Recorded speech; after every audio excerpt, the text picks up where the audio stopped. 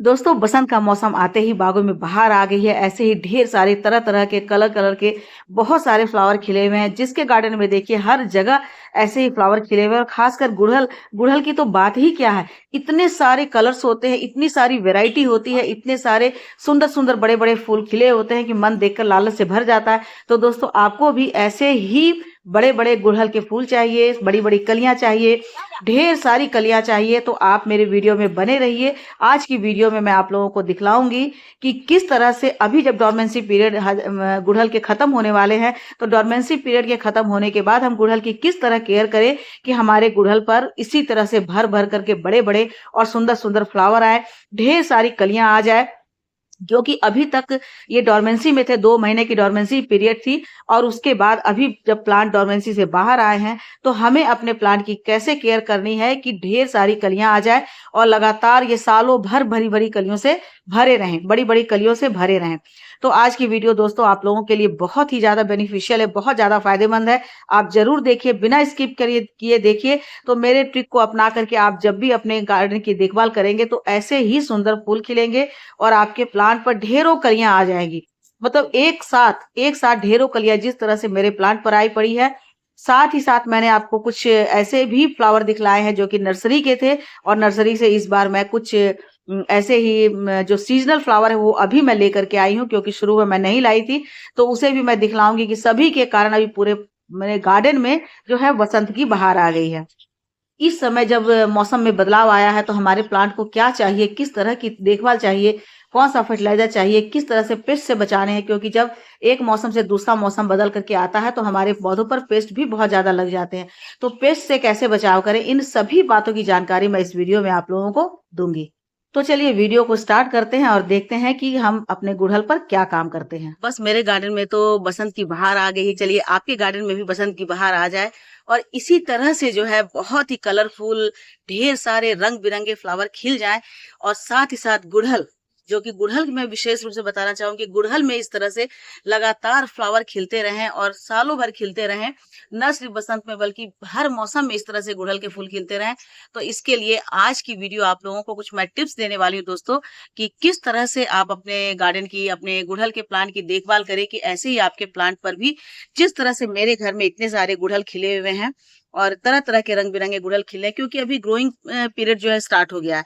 कहते हैं growing period में तो जो सूखी लकड़ी होती है उसमें भी ग्रोथ शुरू हो जाता है, उसमें भी हरियाली आ जाती है, उसमें भी पत्ते निकलने लगते हैं। तो यदि आपके घर यदि गुड़हल का प्लांट है या फिर कोई फ्लावरिंग प्लांट है, तो आप देखिएगा कि इस समय अब थोड़ी-सी भी आप केयर कर लेते हैं, तो थोड़ी-सी केयर से ही आपके प्लांट पर बहुत सारे फ्लावर खिल जाएँगे और फिर आपका प्लांट जो है वो फूलों से गुलजार हो जाएगा। मेरे घर में जितने भी गुड़हल के प्लांट हैं या जो भी प्लांट है, जो भी फ्लावरिंग प्लांट है, उन सभी पर आपको दिख रहा है कि ग्रोइंग सीजन का जो असर है जबरदस्त दिख रहा है ना? ग्रोइंग सीजन का जबरदस्त असर है। देखिए यहाँ पर कितने सारे जो है मेरे फ्लावर पर कलियां आ गई है ना? जितने भी मेरे गुड़हल के प्लांट हैं, चाहे गुलाब के प्लांट हैं, गुलदाउदी के प्लांट हैं, सभी पर कलियां भरी। तो स्पेशली तो मैं गुड़हल पर ज्यादा वीडियो बनाती हूँ दोस्तों, तो गुड़हल के लिए बारे में ही मैं आप लोगों को बताना चाहती हूँ कि गुड़हल के प्लांट पर इस तरह से भर-भर करके कलियां आप कैसे लाएं, ढेर सारे फ्लावर कैसे लाएं, उसके लिए कुछ ट्रिक तो अपनाना पड़ता है। क्योंकि आप देख रहे हैं कि मेरे जो प्लांट है, देखिए सभी में ग्रोइंग सीजन शुरू हो गया है, तो आपको दिख रहा होगा कि ढेर सारे छोटे-छोटे पत्ते जो है निकले हुए हैं और पत्तों के साथ पत्तों के बगल से ही कलियां भी निकल रही है। देखिए, है ना? पत्ते निकल रहे हैं और वहीं से कलियां भी निकलनी शुरू हो गई है। तो जब इस तरह से ग्रोइंग सीजन आ जाता है तो आपको भी थोड़ा-सा ध्यान रखना होगा दोस्तों, तभी आ जाएँगे। आप देख रहे हैं कि छोटे-छोटे से गुड़हल के मेरे प्लांट हैं, आप बिल्कुल देख लीजिए कितना छोटा-सा है ना? बिल्कुल छोटा-सा है और इस छोटे प्लांट पर भी आपको 1, 2, 3, 4 है ना? 4 कली तो यहीं पर दिख रही है और फिर इस प्लांट पर भी आपको दिख रही है। तो सारे प्लांट पर मेरी इस तरह से फ्लावर आ रहे हैं। आपको मैं दूर से एक बार मैं दिखला देती हूँ। ये जो मेरा सेक्शन है, यहाँ पर मैंने बहुत सारे गुड़हल के प्लांट रखे हैं, गुलाब के प्लांट रखे हैं और भी कुछ सीज़नल भी रखे हैं। तो देखिए सभी में कितने सुंदर-सुंदर फ्लावर खिले हैं। तो देखिए जो देसी हिबिस्कस है उसमें भी फ्लावर भर-भर करके आए हुए हैं। ये देखिए कल खिलने के लिए तैयार है और उसके बाद बाकी सभी में तो मतलब कलियों की भरमार हो गई है दोस्तों। तो छकाछक जो कहते हैं ना, कलियाँ भरी हुई है। फ्लावर खिल रहे हैं, सूख रहे हैं और फिर से कलियाँ जो है वो निकल जा रही है। तो आपको यहाँ भी देखिए फ्लावर कल खिला था। और इस प्लांट पर भी देख रहे हैं पत्ते इसमें अभी नए नए आ रहे हैं, क्योंकि पत्ते सारे इसके बहुत जाड़े में विंटर में जो है पत्ते गिर गए थे, लेकिन अब देखिए कलियां नहीं गिरी थी, कलियां आनी शुरू बंद नहीं हुई। देख रहे हैं कि आप सभी में कितनी सारी कली भरी हुई है।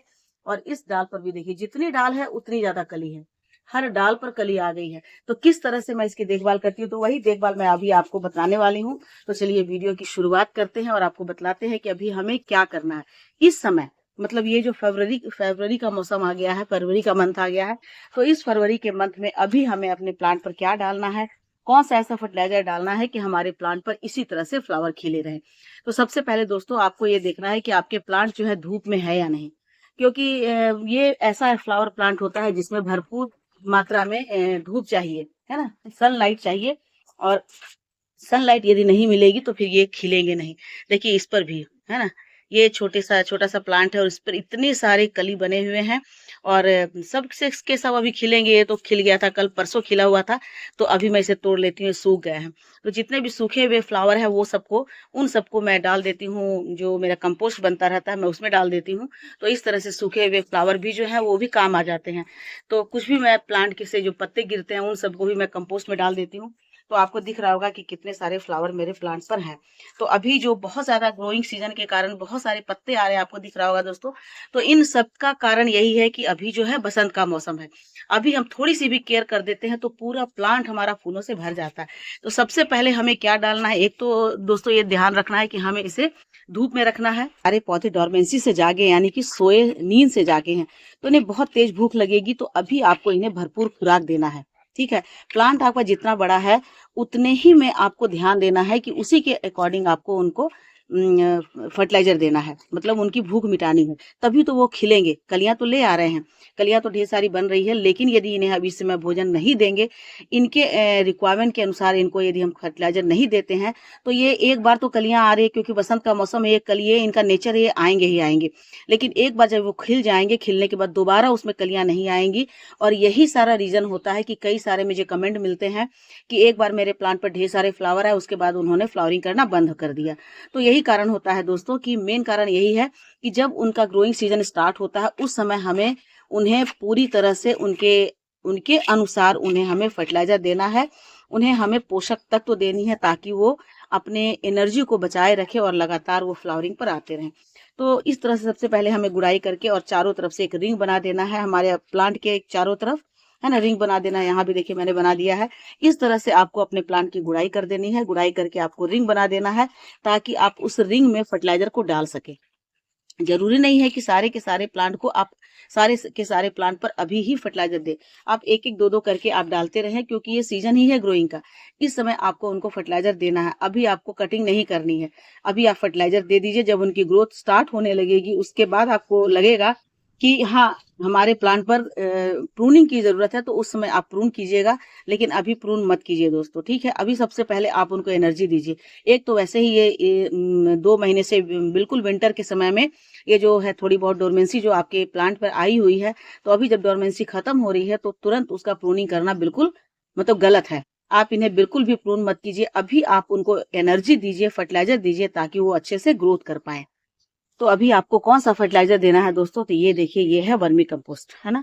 वर्मी कंपोस्ट यानी कि एनपीके, नाइट्रोजन, पोटेशियम और फास्फोरस, ये देना बहुत ज्यादा जरूरी है, क्योंकि ये तीनों जो है कंपोनेंट जो होते हैं, एक तो पौधे की में उनके वेजिटेटिव ग्रोथ को बढ़ाते हैं, उन्हें पत्तियां लाते हैं, दूसरा उनके जड़ों की ग्रोथ को बढ़ाता है, और तीसरा उनमें फ्लावर लाता है। तो ये तीनों चीजें, ये एनपीके जो बहुत ज्यादा जरूरी है, ये समझिए कि ये फर्टिलाइजर दे करके आप अपने प्लांट की नींद को तोड़ रहे हैं, उन्हें जगा रहे हैं।